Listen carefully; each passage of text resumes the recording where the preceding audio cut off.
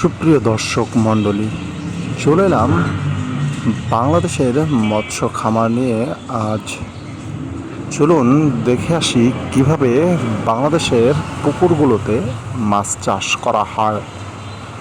আমরা সুন্দর করে এই পুকুরটির মাছ ধরা দেখব এবং জেলেরা কিভাবে মাছের চাষ করে সেই সম্পর্কে আলোচনা করব।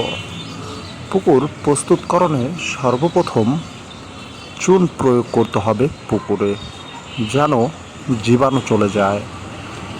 দ্বিতীয়তে পুকুরে কিছু সার প্রয়োগ করতে হবে, ইউরিয়া এবং পটাশ, যার মাধ্যমে পুকুরে খাদ্য তৈরি হবে, তাতে মাছ চাষে খাদ্য কম লাগবে।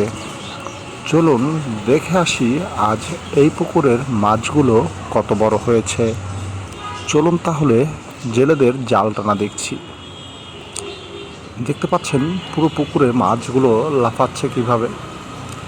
সুন্দর একটি পরিবেশের সৃষ্টি হয়েছে। এখানে রয়েছে বড় বড় রুই কাতল এবং আপনারা দেখতেই পাচ্ছেন জাল ছিঁড়ে নিয়ে যাবে এমন পদ্ধতি অবলম্বন করছে মাছেরা।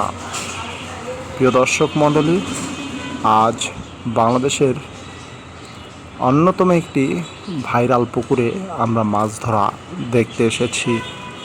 চলুন তাহলে এই পুকুর কতটুকু বড় এবং কতগুলো মাছ রয়েছে এই পুকুরে সেই সম্পর্কেই আজকে আমরা জানি। এখনও বাংলাদেশ ট্যুর যারা সাবস্ক্রাইব করেননি, অবশ্যই বাংলাদেশ ট্যুরকে সাবস্ক্রাইব করে বাংলাদেশ ট্যুরের সাথে থাকবেন। আপনাদেরকে ধন্যবাদ জানিয়ে আগামী পর্ব দেখার জন্য আন্তরিকভাবে শুভেচ্ছা ও অভিনন্দন।